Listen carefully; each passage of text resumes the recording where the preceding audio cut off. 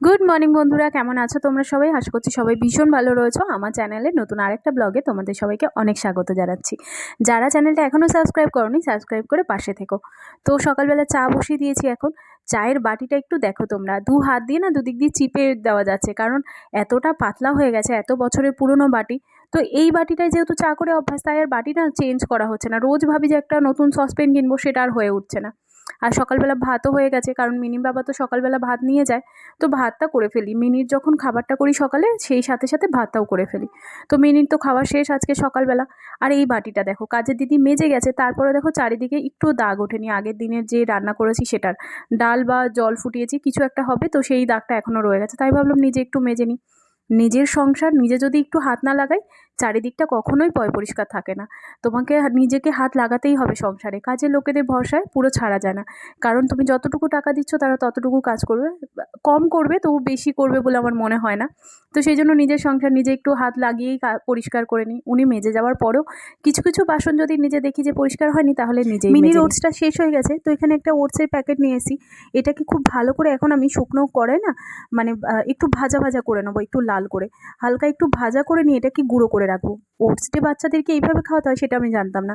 আমারই একজন কাস্টমার রয়েছে, ওনার বেবি আর আমার বেবির বয়স ওই 6 মাসের একটু বড় ছোট। তো উনি না এইভাবে ওটস খাওয়ায়, তো আমাকে বলেছিল যে করণদি তুমি এইভাবে ওটস খাইও তোমার মেয়েকে। তো আমি জানতাম না, তো রিসেন্ট আমি ওটস খাওয়ানোটা শুরু করেছি। এটা নিয়ে সেকেন্ড প্যাকেট মিনি ওটস খাচ্ছে। তো ওনার কাছ থেকেই আমি জেনেছি যে কীভাবে ওটস খাওয়াতে হয়। জানার তো কোনো শেষ থাকে না। এখন আমি অনেক কিছু নতুন নতুন জানছি, কারণ যেহেতু আমার এটা প্রথম মা হওয়া। তো এর আগে তো কোনো এক্সপিরিয়েন্স নেই, তাই যে যেটা বলে ভালোর জন্য যেটা হয় আমি সেটাই করার চেষ্টা করি। তো আজকে একটু এঁচোড়টা রান্না করব। তো এঁচোড়টা দেখো একটু হলুদ জলে ভিজিয়ে রাখছি। আর এঁচোড়টা না নিরামিষ করে করব, যেহেতু মা পেঁয়াজ রসুন খায় না, তাই একটু নিরামিষ করে করব। তো কীভাবে করছি চলো তোমাদের সাথে শেয়ার করছি। তো এদিকে দেখো এঁচোড়টা হলুদ জলে ডুবিয়ে দিয়েছি, আর আমার ওটসটাও কিন্তু ভাজা হয়ে গেছে। একটু ঢাকা দিয়ে রেখে দেবো, ঠান্ডা হয়ে গেলে মিক্সি জারে তুলে মিক্সিতে একটু গুঁড়ো করে নেবো। সব কাজ একসঙ্গে করতে গেলে যা হয় আর কি। এর মাঝে দেখছি আমার চাটা না ঠান্ডা হয়ে গেছে, এইগুলো কাজগুলো করতে করতে ভাবলাম একটু গরম পরে খাবো, সে আর হলো না। তো আজকে বাজারে গেছিলাম একটুখানি, তো মিনির জন্য জ্যান্ত মাছ কিনে নিয়ে আসতে। জ্যান্ত মাছ তো পেলাম না, যেহেতু এত বেলা হয়ে গেছে। তো সেই জন্য ওর জন্য কাঁঠালি কলাটা একটুখানি ফুরিয়ে গেছে, তো কাঁঠালি কলাটা নিয়ে আসলাম।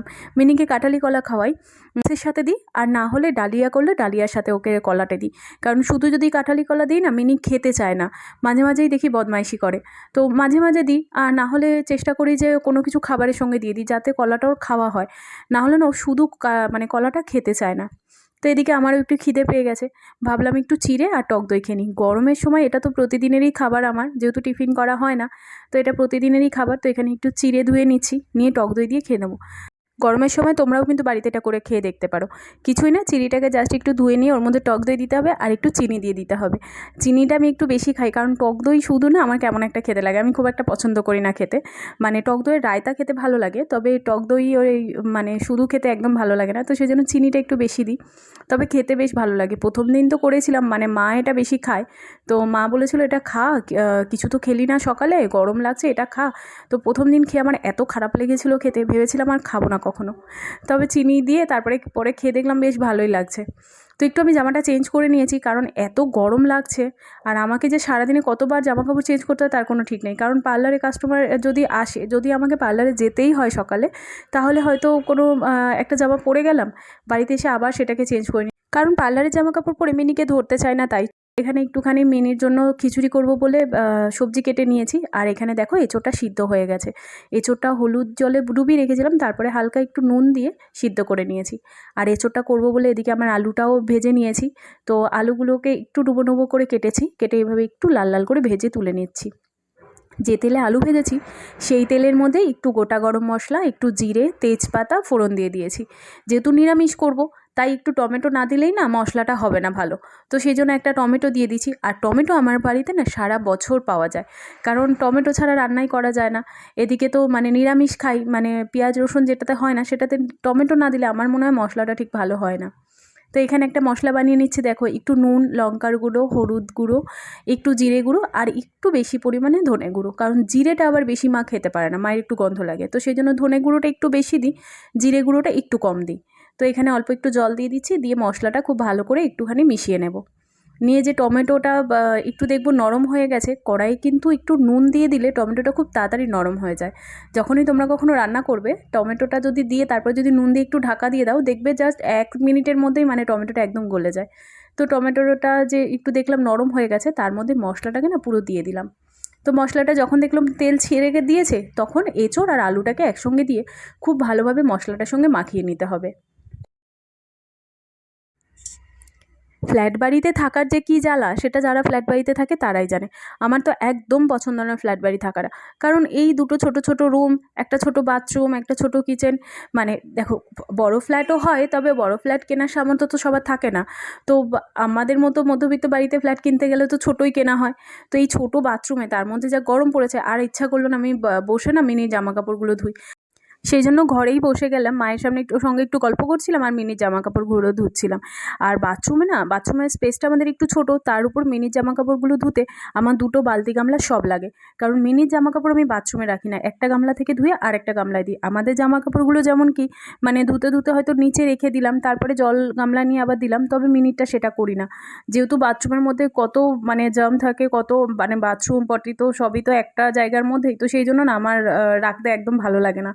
তো এই জন্য এত গামলা বালতি নিয়ে বাথরুমে খুব অসুবিধা হয়। তো সেই জন্য ঘরে বসেছি, এখন একটু জামা কাপড়গুলো ধুয়ে নিচ্ছি।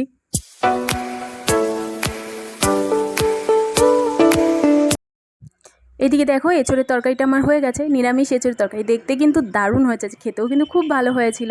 তো নামানোর আগে একটু ঘি আর মিষ্টি দিয়ে দিয়েছি। কেমন হয়েছে অবশ্যই কিন্তু কমেন্ট বক্সে জানিও।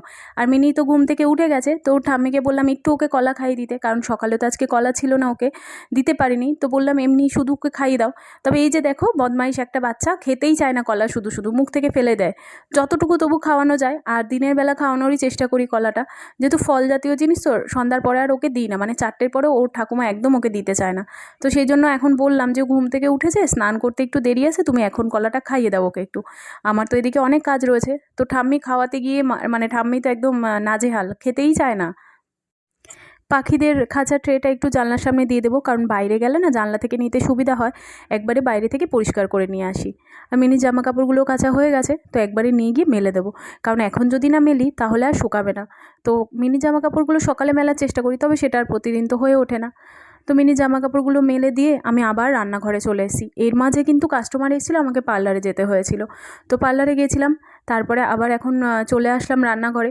সারাদিন আমার এই হয়, বাড়ির সামনে পার্লার থাকলে যা হয় আর কি, দৌড়াদৌড়ি। একবার এই গেট থেকে ওই গেট, ওই গেট থেকে এই গেট, এই হচ্ছে। তো এখন একটু নিম বেগুন করে নেব। তো বেগুনটাকে আগে একটু ভাজতে দিয়ে দিয়েছি।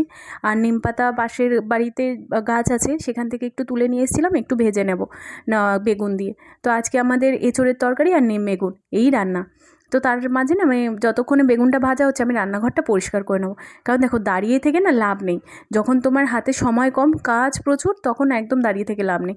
একটা কাজের সঙ্গে না আরেকটা কাজ করতে থাকতে হবে। তো এখানে যতক্ষণে বেগুনটা ভাজা হচ্ছে, আমি দেখো রান্নাঘরটাকে একটু মুছে নিচ্ছি।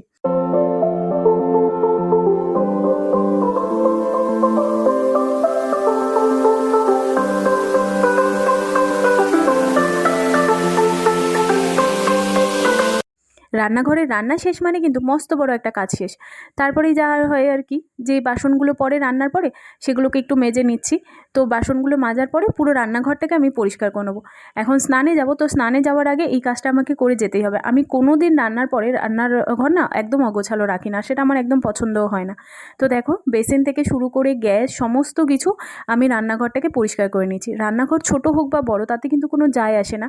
তুমি যদি পরিষ্কার করে রাখো, তাহলে কিন্তু তোমার ছোট রান্নাঘরও কিন্তু বড় রান্নাঘরের থেকে কম কিছু মনে হয় না।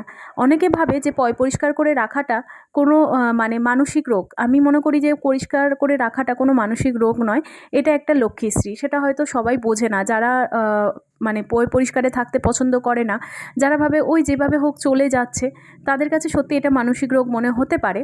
তবে সবার কাছে সেটা নয়, অনেকের কাছে এটা লক্ষ্মীশ্রী বলেও মনে হয়।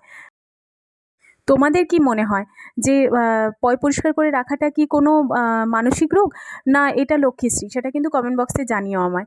আর এই চুড়িদারগুলো দেখো, এগুলো আমার অনেক পুরনো, বিয়ের আগে বানানো সুতির চুড়িদার। এখন তো আর চুড়িদার বানানো হয় না, তো এগুলো অনেক পুরনো, আগে চুড়িদার বানানো ছিল। তো যেহেতু এত গরম পড়ে গেছে দেখে এগুলোকে না বের করে নিয়েছি। ভাবছি এগুলোই এখন আমার সব থেকে বেশি কাজে আসবে। তো এই চুড়িদারগুলো বের করে নিয়েছি, এখন এগুলোই গরমের সময় পরে পার্লার যাতায়াত করতে পারবো। তো এখন একটুখানি আমি পার্লার যাব, কারণ একটু কাজ আছে। পার্লার থেকে বাড়িতে ফিরে এখন মিনির খাবারটা করব। তো মিনি দেখো ওটসটাকে আমি মিক্সিতে গুঁড়ো করে রেখেছিলাম, তোমাদেরকে দেখাচ্ছি একদম পুরো মানে একদম মিহি করে গুঁড়ো করতে হবে, কোনো দানা কিছু থাকবে না। তো সেই রকমভাবে গুঁড়ো করে নিতে হবে। তো খুব ভালোভাবে এটাকে আমি গুঁড়ো করে নিয়েছি। এখন না এই ওটসটাকে আমি একটা কাচের বয়নে রেখে দেবো। তো একটা এরকম আচারের বয়ন আছে আমার কাছে, যেটাতে মিনির আমি ওটস রাখি। তো দেখো আগের ওটস অল্প একটু রয়েছে, তো সেই জন্যই আবার নিয়ে আসা আর কি। তো এখানে কাচের জারে রাখলে না খাবার সবসময় ভালো থাকে, আর ছোটো খাবার সবসময় কাচের জারে ভালো, প্লাস্টিকের জারে না রাখাই ভালো। তো এখানে আমি কাচের জারের মধ্যে ওটসটাকে রেখে দিচ্ছি, দিয়ে প্রতিদিন একে নিয়ে খাওয়া। এই যে চামচ এই মিনির স্যালাডের সঙ্গে দেয়, তো আমার না এই চামচে না মাপটা বুঝতে খুব সুবিধা হয় যে মিনিকে কতটা আমি ওটস দেবো। তো সেই জন্য আমি এই চামচগুলোই ইউজ করি। তো এখানে দেখো একটা বাটিতে একটু গরম জল বসিয়ে নিয়েছি। তো এর মধ্যে এখন আমি 1 চামচ আর হাফ চামচ 1.5 চামচ ওটস দিয়ে দেবো। আর ওটসটা না একটু ঠান্ডা জলে দিতে হবে, যাতে না পুরো জিনিসটা না খুব ভালোভাবে জলের সাথে মিশে যায়, কারণ গরম জলে দেওয়ার সাথে সাথে না ওটসটা দলা পেকে যাবে। তোমরা যদি বাচ্চাদেরকে এইভাবে ওটস খাওয়াতে চাও, তোমরা সবসময় কিন্তু ঠান্ডা জলের মধ্যে ওটসটাকে দেওয়ার চেষ্টা করবে, কারণ গরম জলে দিলে না সাথে সাথে সেটা দলা হয়ে যায়।